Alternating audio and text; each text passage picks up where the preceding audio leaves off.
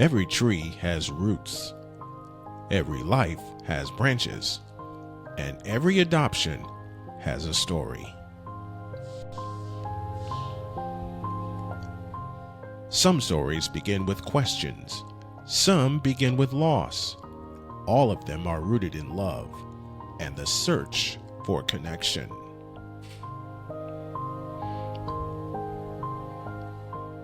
This is Janet Monroe, and this is Roots and Branches Adoption Stories, a podcast where real stories take root and grow. Because the more we share, the more we understand, and understanding helps us grow.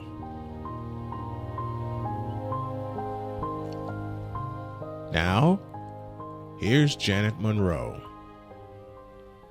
Oh, hello, and welcome to Roots and Branches Adoption Stories, where we explore lives shaped by adoption, the roots that anchor us, and the branches that grow from them. I'm Janet Monroe, and I am your host. My relationship with adoption is that I gave birth in 1970 to a son who was adopted.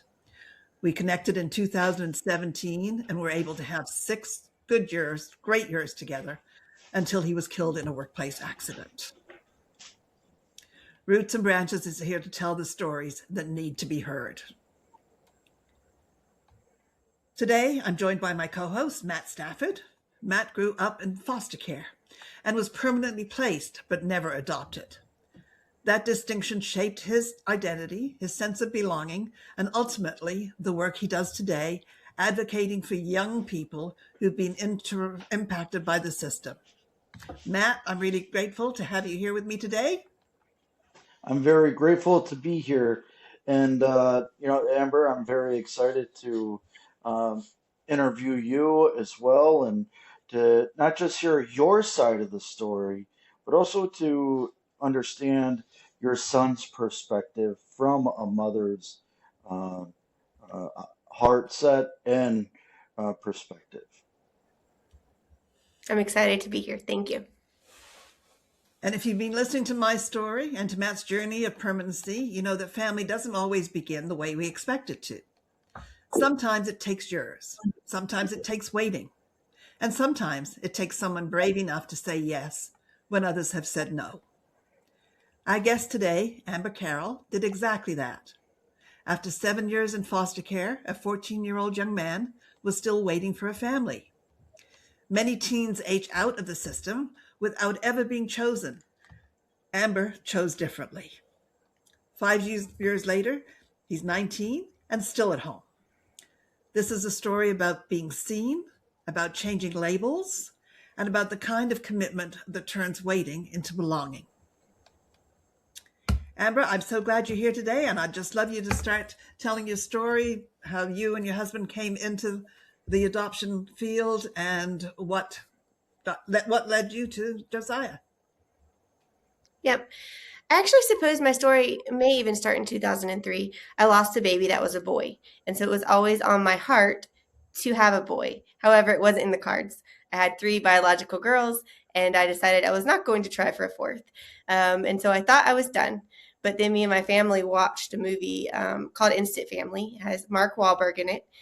And I discovered that there are children out there that were waiting to be adopted and not being considered by maybe for whatever reason, their current foster home, unable to return to their family, and just waiting kids. So they already had their TPR done.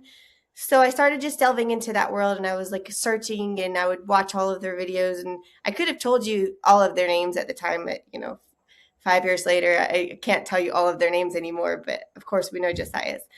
So we went through the process. We applied to an agency that specifically working with these kids and finding homes that were permanent and adoptive. And so we went through that process, and lo and behold, right when we graduated, it ended up in COVID. And so it was really, really difficult. And I had to really fight to give Josiah the words, because he was in a facility and they didn't want to give him to us. They didn't want to have us visit. They didn't want to have him come. And so we had to make great effort, and I had to tell them, I don't care. he is, I know he's my kid. I know he's not officially my kid yet, but he doesn't deserve to live there just because of the COVID. So we did end up fighting that. We had several weekend visits before he moved in. And then we had to fight it again because after 90 days of being in our home, he was supposed to be able to be finalized. It actually took us closer to about 7 months due to COVID again. And but once we were able to do that, we were able to solidify. So I'm not sure what questions you have for me, but I'm excited to hear. All right. So, what did he need that no one had given him before? He needed the safety, and he really didn't calm down until the adoption finalized because he had had a displaced adoption from his foster family. So I think he was always waiting for the shoe to drop. There were some behaviors that were like testing, like, are these people real? Are they going to keep us? And I will have to also edit part of that, Janet. He does not live with us anymore. He did move out at the beginning of December to go live with his biological brother. But he lived with us up until he was 19, and he'll be 20 next month. All right. So, how was he described? How was he described on the website? Yes. Okay, he was described as a kiddo that loved his video games. He was very shy on his video, and what shocked me was just the amount of time that he would have been on there because his video to when we met him, he looked drastically different. Which, kids can change in a year. But to me, that made my heart ache even more for all of these kiddos that still sit on that website. And so if you're listening and you have it in your heart, definitely go check that out. But I think that was what was most shocking is that he was much more mature than the video had shown. But he was shy, but he wasn't as shy as he appeared on the video. All right. Amber, Amber, I have one question for you. What made you go through a private agency before going to the state-run agency? Right. So actually it's they work with the Heart Gallery of Alabama, and so it was it's the name, of course, left my brain as soon as you asked. They work alongside the state-run agency, except for they only deal with adoption. So whereas state-run agencies typically are looking for that reunification or that permanency with a foster family, this brought in the extra element of a family that had not been fostering and that we're not going to be fostering. So that, I believe, is the reason we were connected with them when we inquired on the Heart Gallery. Yeah. See, can you explain a little bit to the individuals that are listening about the difference from your perspective for permanent placement and adoption? Right. So, in my perspective, the permanent placement didn't give him the feeling in his heart that he was actually going to stay somewhere for sure, that it was forever versus, so he was able to take our last name. My girls became his sisters, all of that. And that can happen. You can have that feeling, but I also have a permanent placement. So I understand difference in the adoptive and a permanent placement. I have a permanent placement, that's two. But it is very different because with the permanent placement for me, I'm co-parenting. I was agreeing to become his mother and he was agreeing to become my oldest child. He was actually 9 months older than my oldest daughter. Which, came with its own backlash. No trouble actually with any of that with us. But we had lots of people who had their own opinions on that, as far as why would you bring in someone who is older than your girls and this and that, and there's a lot of talk in the community sometimes on keeping birth order, but we had a discussion with my kiddos and they were fine with it. They enjoyed the fact that they were going to have an older brother to take care of them. Yes, and he actually had a sister that was almost exactly my oldest daughter Olivia's age, and so he felt even closer because he was unable. the unfortunate thing is when people adopt kids, and even if they have relationships outside of that from biological side, they don't have to keep those bonds. And so what happened with the family that chose to not adopt him, they adopted three of his siblings, but gave him no contact. Even when I reached out to try to establish, hey, we would like to have that, it was just not acceptable. But I am one of the parents that with adoption comes a huge responsibility of when birth parents or birth family is safe. I believe that everybody can become a community. That may be, not the way that everybody feels, but I welcomed his older brothers. I would have welcomed the younger siblings for relationships. And I even had discussions with his biological mother. And I'm not sure at this point if he's reunified with talking to her, because he is living with one of his older biological brothers. Were you scared to adopt a 14-year-old? Terrified. But also I knew it was going to be okay. It was put in my heart that that was what I was supposed to do, and we had the space, we had the ability, and it all worked out. And he was like, it was really funny. He was 14, and of course he was tall, and but he was a little child at heart. He missed out on so much of his childhood from between 7 and 14. I had so much growing up to do that he kind of wanted to revert back. And we actually had to do some therapy where some of the things felt kind of funny. We had to play with small toys together. We had to do some different interactions to kind of help that.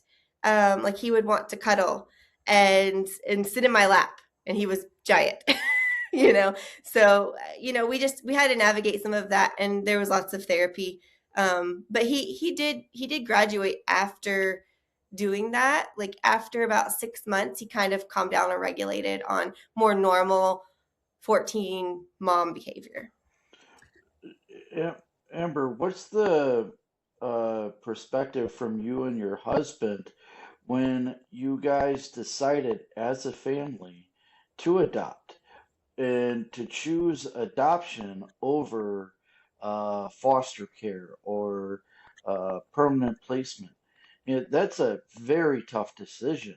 I mean, just to even consider becoming a foster parent. How did you guys come to even saying yes? We want to be uh, a family that serves somebody that's not our own blood. Yeah, I I don't ever believe that foster care was ever in our vocab because of the fact that I was looking at the website of these kiddos that were looking for the adoptive homes. So that is the purpose that it was designated for. And when we had a couple of obstacles when we first applied, we couldn't go to the classes that were available. They're about an hour and away, and we had kiddos at home, and all we had to do was pre-qualify, show that we could do it, and they sit a person to us because the need is so high. The need is so high for these kids that are older, older teenagers, sibling sets, different ones. You can find all different ages actually on there. I just really wanted to hone in on the kiddos that have a tough time, because there's plenty of people in foster care that will take younger kids. There's plenty of people that will take babies, and we weren't really interested. I'm all for reunification for foster care, but for us, it was just about the adoption because we found out, like I said, from that movie that was more of the goal for them too, is for adoption. So adoption was always our goal. That's amazing. So, did the movie inspire you for adoption, or was there a interest even before that? Actually, funny enough, prior to meeting my husband, I was done at two kids. I had two older girls, and didn't know her. And then once I met him, I had no biological kiddo.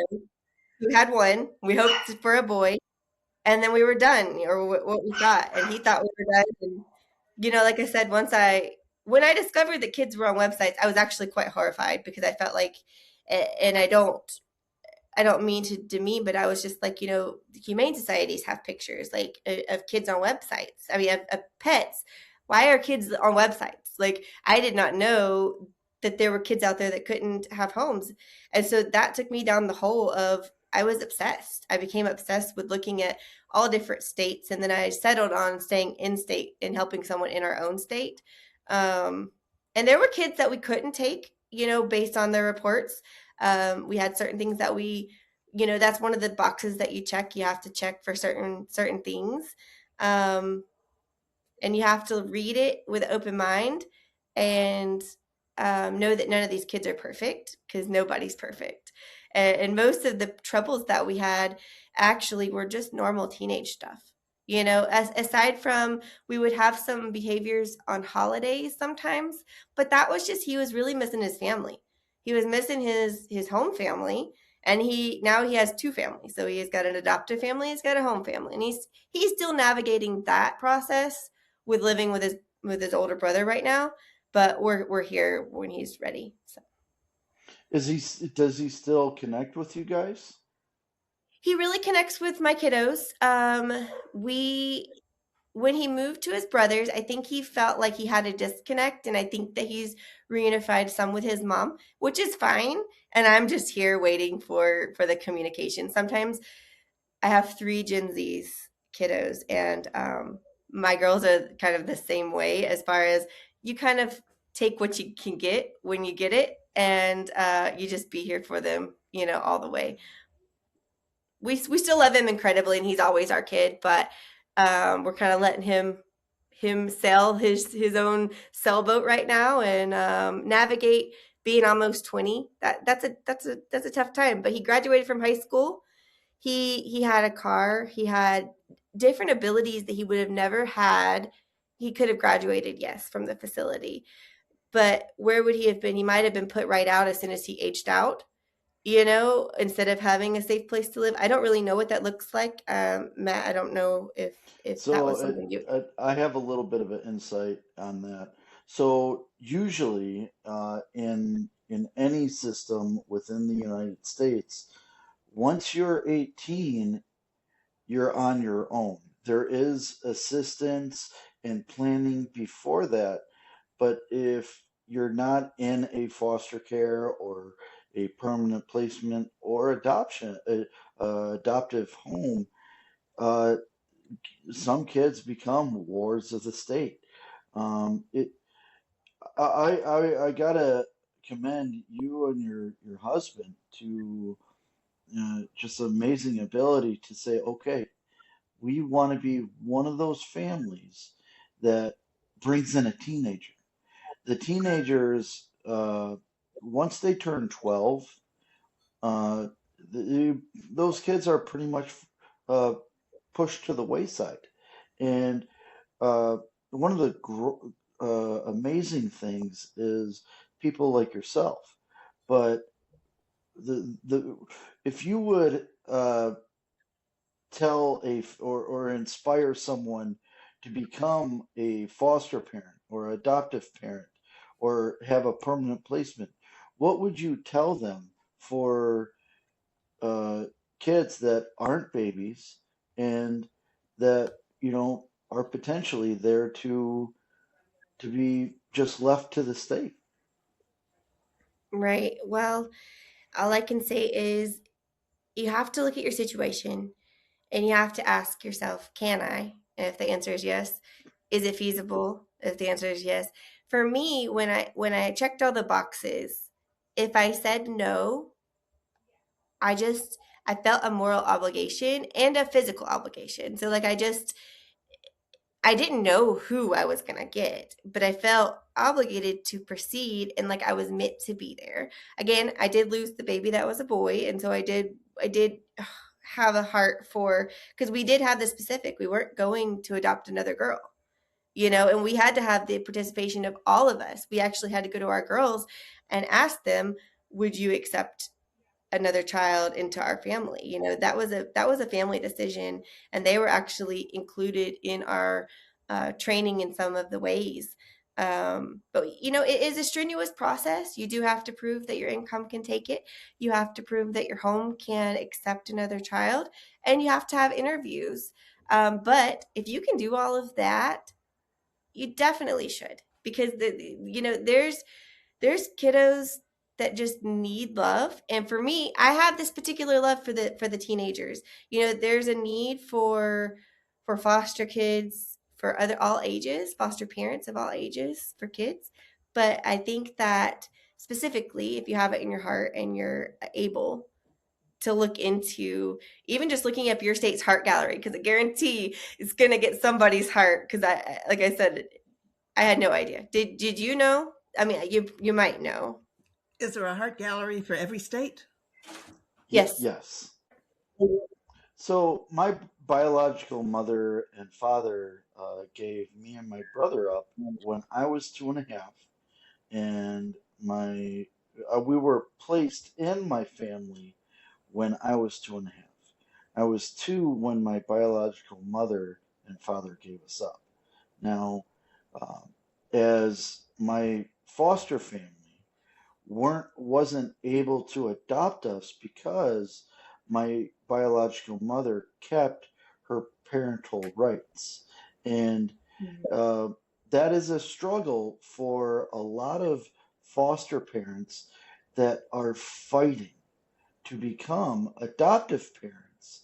And it's the choice of the biological parents to keep their rights or to fully give them up. And as I knew I was family, I always had my foster family, as I do not like using that term. Once you're family, you're always family. Yes. They foster parents, eh, and even adoptive parents still hold the right uh, for the agency to take the child back if it's not a good fit, or you know uh, they don't like something that happened, uh, or gosh darn it, uh, there's something other than anything could set it off to send the child back. So adoption is such an amazing aspect. Permanent placement's a very close second, but it. How much pride does your husband and yourself and even your family have to know that you did adopt, and I believe you said you have a permanent placement in your house right now. See, Yes. that's amazing. How much pride do you guys hold to your guys' self that you get to love other people that are not yourself, of your kin? Right. It, I think it just feels normal for most days until I'm talking about it like this. I remember the first time Josiah got in my car, and due to those regulations that were happening, I remember when he got in, and we just had to go and sign a piece of paper and call on the phone that he was sent out. And he got in the car, and I sat in the front seat, and it gives me goosebumps even now. And I was just like, someone else's child who would probably love to see this child, I guess. I was just putting myself in her position, is in my car, and this could be the start of forever, and it ended up being. It was still unsure at that point. It was the very first meeting. And then that feeling came again when I got custody of the kiddo that I have. She was 6 days old, and I went to court, and I've had her since then. I actually co-parent her with her biological mother. She can't get her rights back right now, and so it's just a permanent placement. She's not willing to let go of her rights, like you said. She's not actually in foster care. She's just a permanent member of our household. So I Yeah, understand both sides. it's a weird limbo where you're adopted but not adopted. Yeah. Yeah. And I imagine it's going to be, we'll probably have our challenges as she gets older.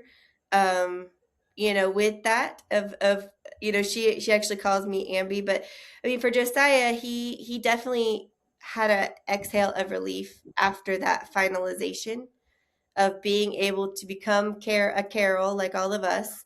Um, and so he had that belonging. And he did mourn a little for his previous last name.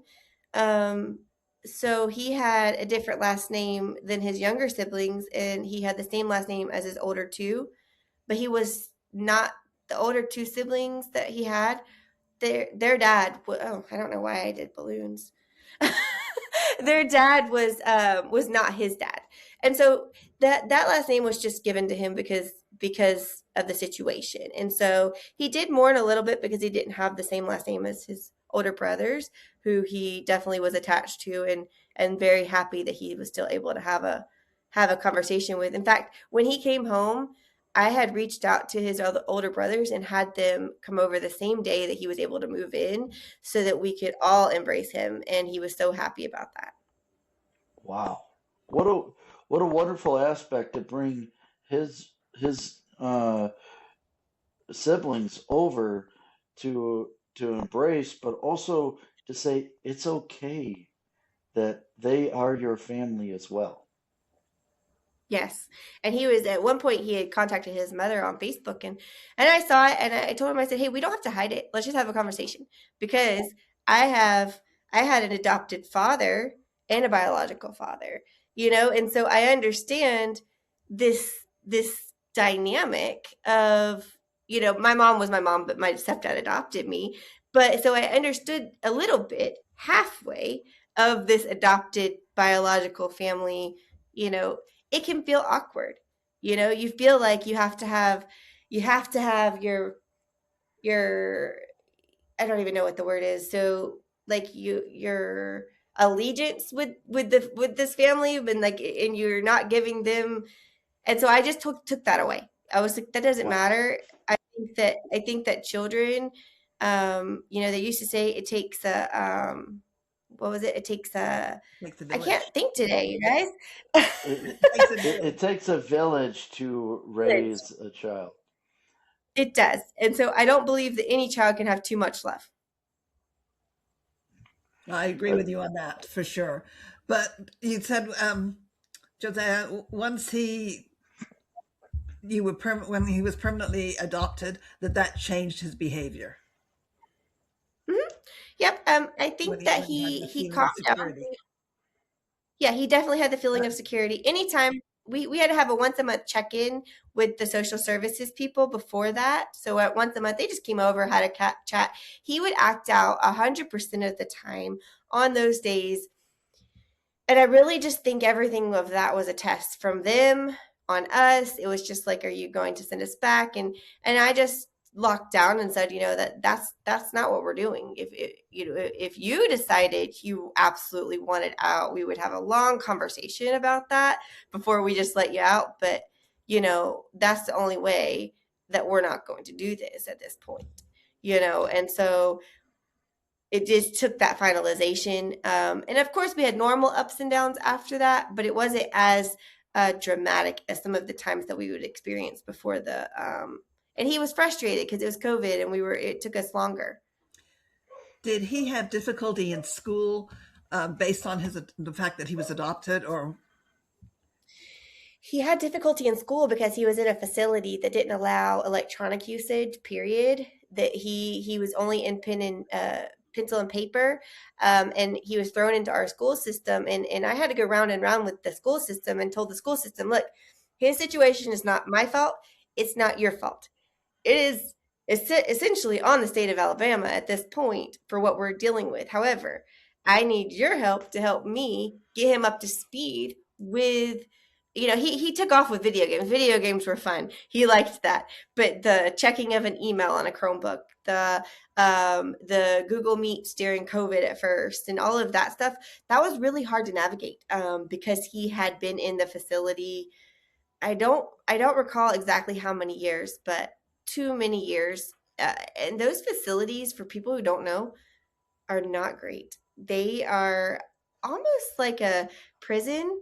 If you want to compare it, it's not a prison. It's like little houses, and they just have someone who is very minimally paid taking care of them on an hourly basis. So like it's not like being in a foster home where you at least have the consistency of being in a home, having some normalcies. This is a very regimented. you go to breakfast, you have this, you have that, it's hours, and you don't go outside the walls very often. So it's not a prison, but it's definitely, and he did act out and get sent there, but he didn't do anything that was against the law.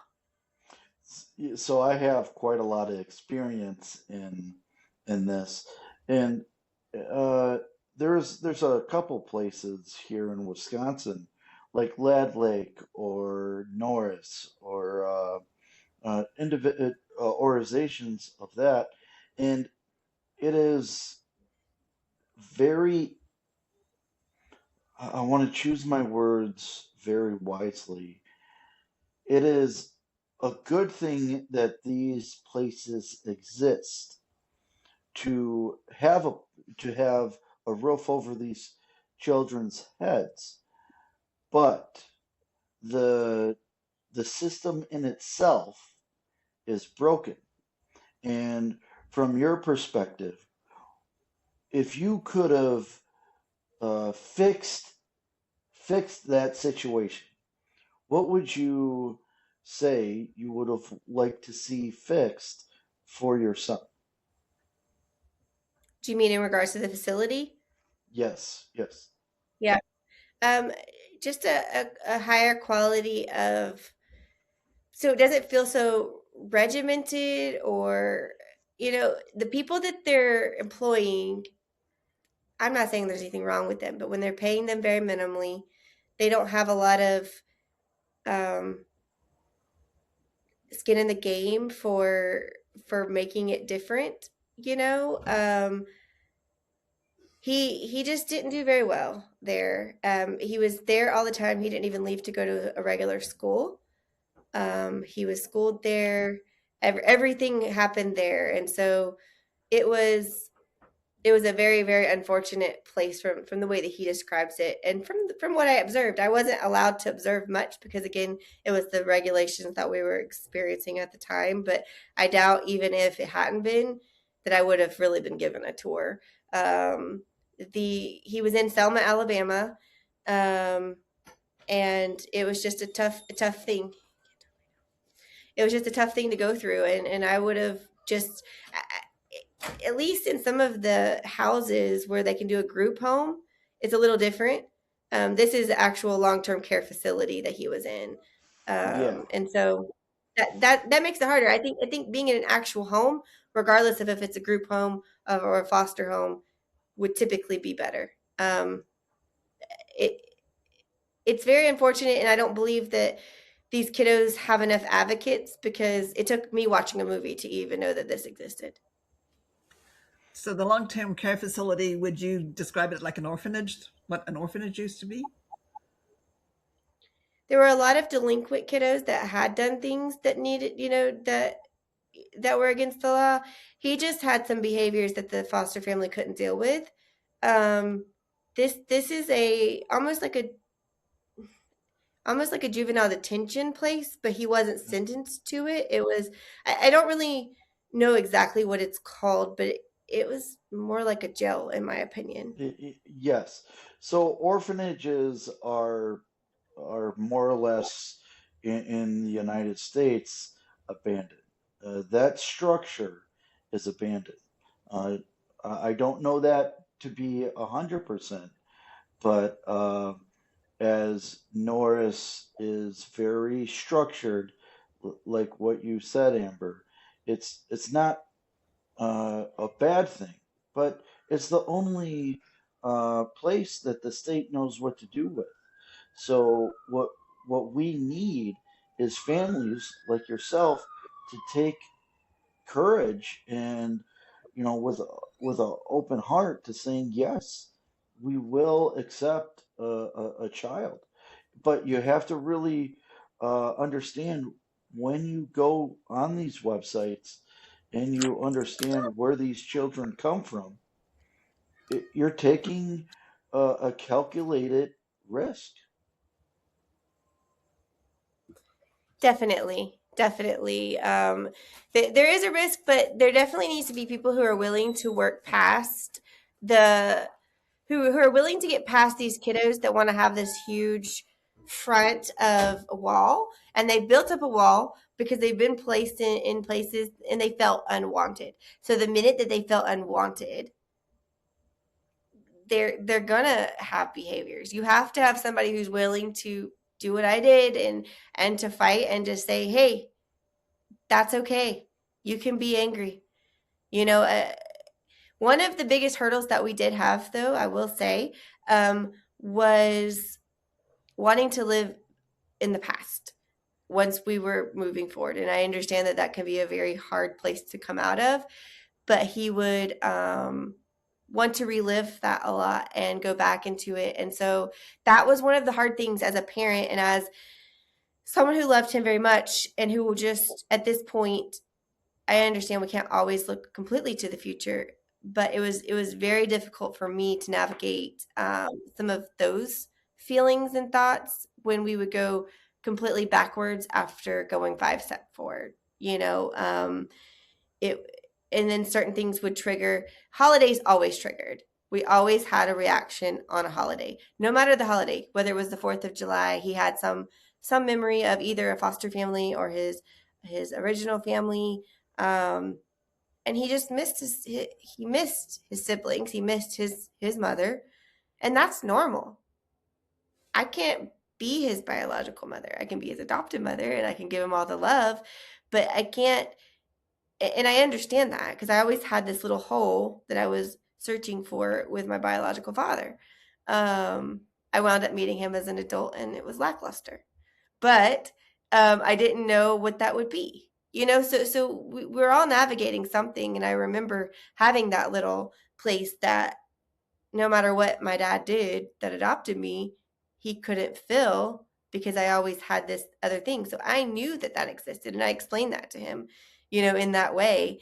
But navigating some of those traumas that had happened, he had his arm broken in a facility, you know, and he experienced a lot of kids that had some worse behaviors that taught him things that, you know, so that's what happens when you take a kid that's not doing things that are illegal, and then you put them in a place where people who are doing things that are illegal get sent to, and so you mix them all together, you kind of get stuff like that.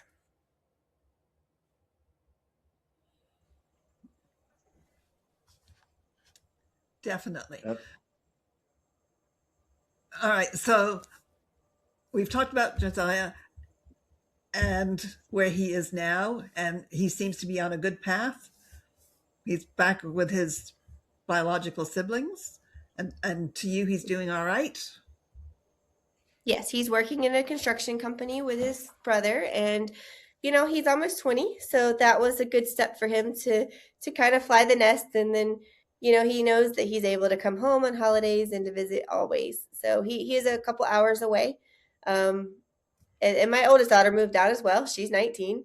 So that type of thing is normal, but it is hard as a parent when your kiddos start flying the nest because you still want to kind of hover and you kind of want to, you know, have control. And so part of what I've experienced with both of them was a lesser interaction of, I guess, trying to sever that little umbilical cord, even though it wasn't by birth from him.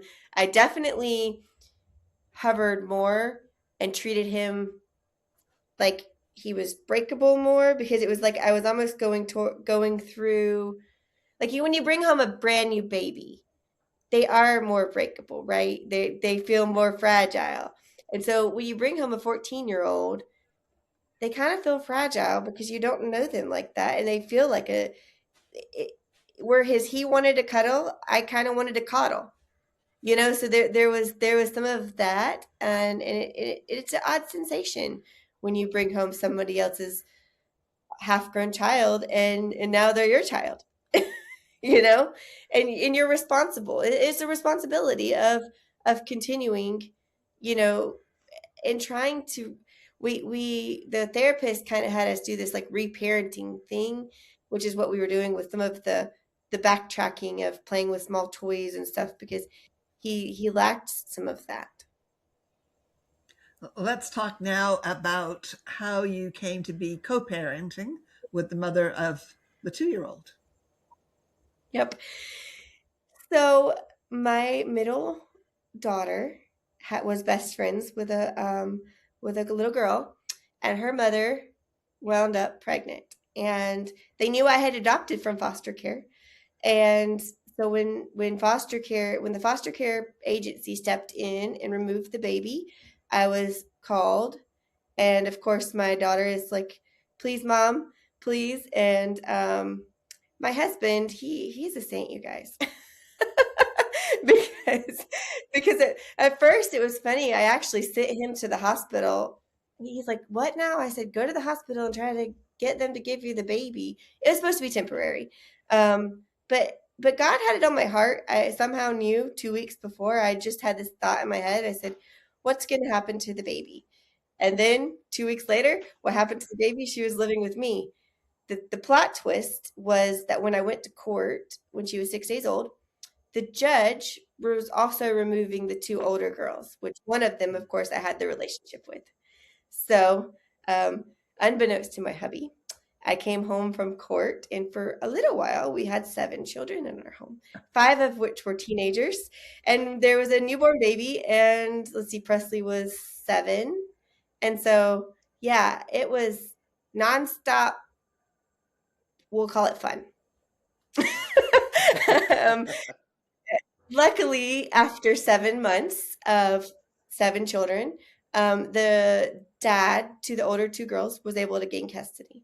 So that was a big blessing. And then the little kiddo, she's still with me. Her name is Mariah, and we co-parent. So basically, mom's been involved since day one, and she comes over often during the week. She has graduated to being able to see her on the weekends, and so during the week, she usually comes over, baths, and so it's an interesting situation of it's almost like my two moms, but I'm Ambi and her mom is mom, and she loves her mom very much. And she also loves being here. I mean, she's been here for 2.5 years, and I even, her mom has even made the point of even if she were to regain full custody, she would never take full custody completely. She would always do a split custody because she recognizes she doesn't have a lot of family. And so some of this becomes generational. So Yes. when parents aren't parented the correct way, there's generational trauma and it kind of continues. And so I'm hoping and praying that we're able to cut that generational trauma of continuing for Mariah and hopefully for her older girls. I still see them, but they don't live here, thank goodness, because that was difficult, y'all. Having 5 teenagers, I had one in 8th grade, two in 9th grade, one in 10th grade, and one in 11th grade. No, yes, it was one more somewhere. Oh, yeah, it was two that was in the same grade. The high school knew me, probably had me on speed dial. And then it was 4 teenage girls in one bedroom. That was horrible, to be honest. But we got through it. And you know what? The kids would not have been able to be housed together. There's no way. There's no way if they took a 13-year-old, a 15-year-old, and a newborn that those three would have been together. The odds were very low. So the fact that they were able to stay here, and I got no help from the state because we were actually considered kinship. So there was no assistance, no financial assistance for me in that area. So everything we did was from the heart. It's very interesting. The similarities of your story of your son and your daughters, and I'm the seventh of my family. We didn't have seven in the house at one time, but we had, my siblings came over all the time. Uh, there was my my brother. Uh, I won't say his name, but he was a basketball star, and and I was fighting for his attention, for my father's attention, and then we had two brothers that were muscle car, fanatics, and then my two sisters that, oh gosh, if there was two ladies that could end up ruling the world, it would have been my two sisters. And it's wonderful what family can do to structure the younger siblings. But my family, while we were growing up, was organized chaos, and it must have felt like wrangling a tornado by its tail. Yes, it definitely did. I remember one particular occasion. It was not my shiniest moment, but I had told the girls, all four of them, if I come home to these dishes in the sink one more time, it's not going to be pretty. And I didn't do anything physically to them, of course, but I had a whole fit. I went in the kitchen, I threw things out of the dishwasher, I loaded it. I was so mad because it can be difficult and it can be frustrating. But I think that that's important to share because parents aren't perfect, and it's hard. It, and so that's what I understand. And I believe that you guys, you wouldn't believe some of the things. I mean, when I was 16, I had two kiddos that I babysat left with me. I think that my purpose in this world was to be a mother of many. And I told God, I had a whole conversation with him after we got the baby. I said, and after the kiddos went to their dad, I said, okay, God, I'm really good. Like I'm really good. Like I am parenting these kiddos. I will finish parenting these kiddos, but I'm good. I have another kiddo that my 17-year-old has taken in. It's living in her room, so I can't make it up. It's the thing is when someone tells me that there's a need, it's very hard for me to say no because I have a big heart. How does faith play into your family structure? Ironically, faith is a difficult subject for me. I have a lot of faith, but I was raised um, in a religion that could be considered oppressive. I don't want to offend anyone who is that religion, but I was raised as a Jehovah's Witness, and that came with its own set of things. And Oh, I have completely not been that. And so, what happened when you're raised in that strict of a sect? For me, navigating religion has become a personal thing.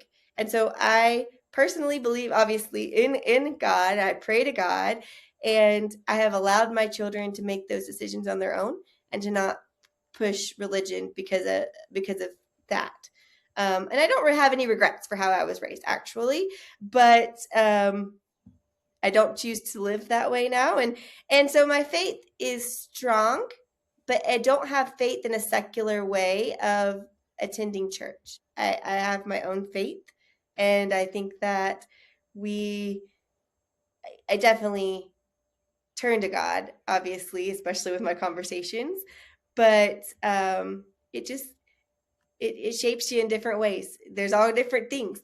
Everything shapes us, regardless of parents and religion. All of that comes into play, and you guys, my husband, he's ready to be done also, but he also doesn't tell me no. So, Amber, do you believe that families are built or do you believe that they're stumbled into? For me, stumbled into and additionally built because you do have to build that structure as you're stumbled into. You have to continue to build and to put those walls up and walls will get knocked down. These kiddos will knock down a wall and you just have to rebuild. Um, that has been proved over and over again. Matt, do you have anything else you'd like to ask Amber? Amber, what what is your I'll ask it in this manner. As you have your biological children and your adoptive children. A lot of families have the separation of these are my adoptive kids and these are my biological kids. And like my father and my family that I grew up with, they did not I did not hear that growing up. Mm. What would you tell parents that do have that separation, and how would you inspire them to say, you ask these children to be in your lives, and how would you coach them to accept them as their child? I just think that when you say yes and you adopt, they even explain it to you.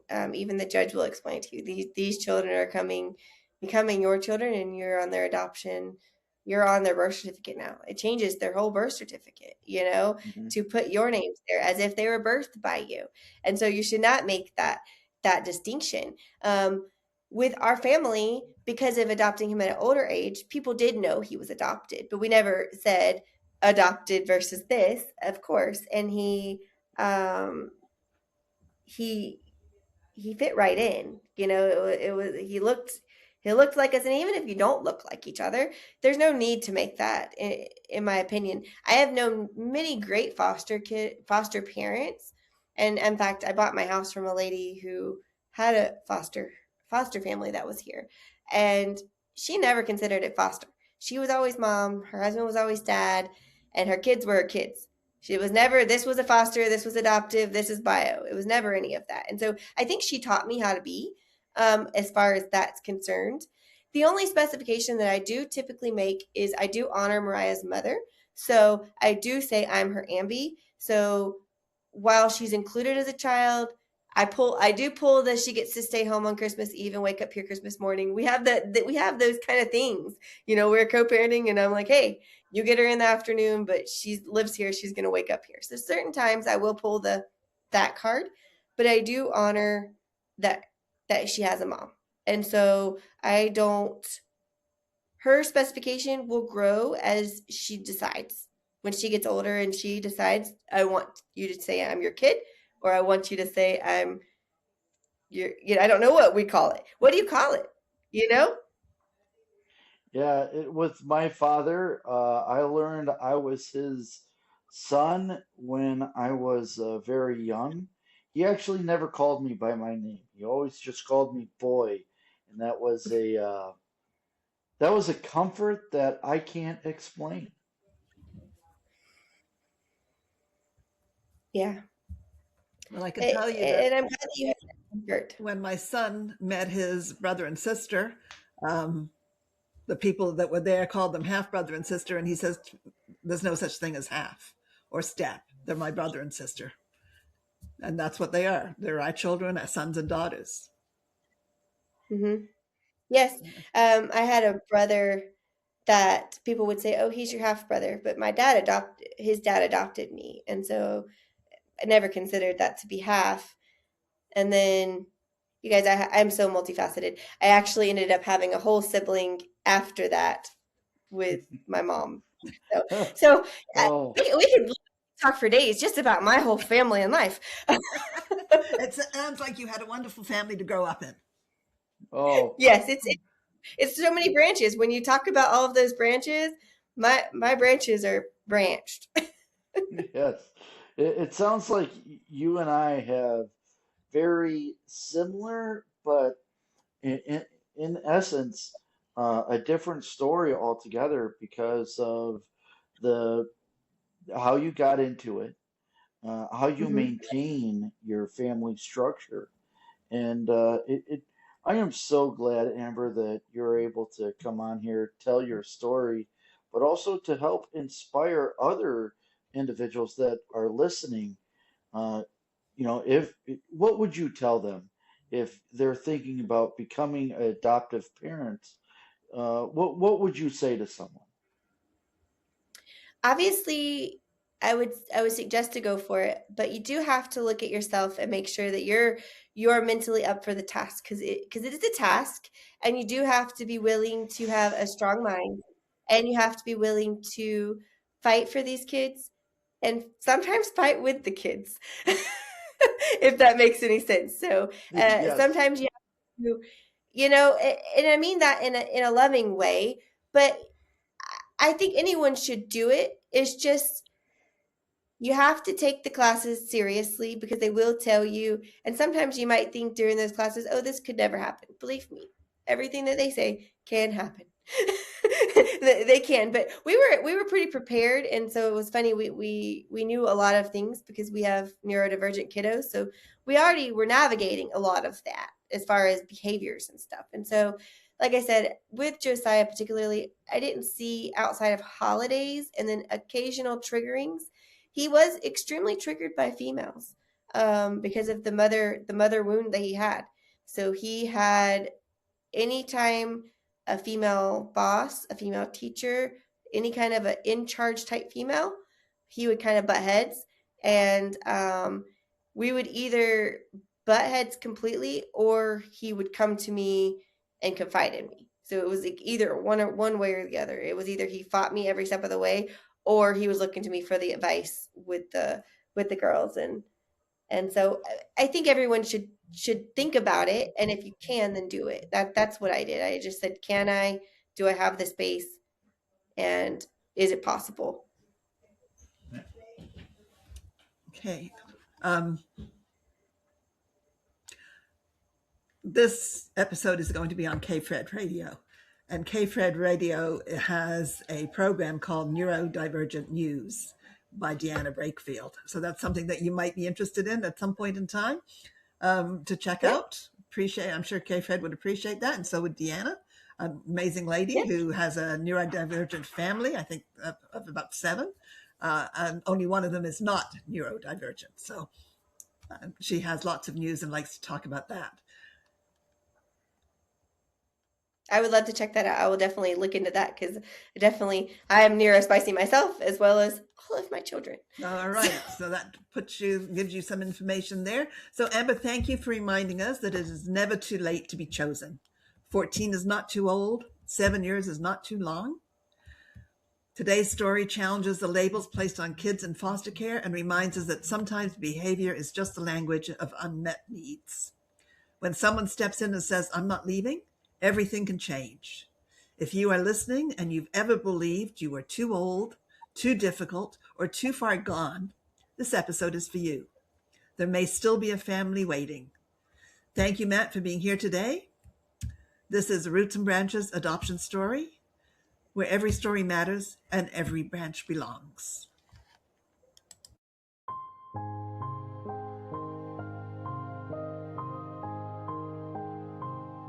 Thank you for tuning in to Roots and Branches Adoption Stories, where every tree has roots, every life has branches, and every adoption has a story.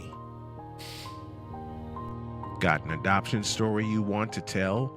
Want to learn more about adoption stories? Then visit rootsandbranchesadoptionstories.com.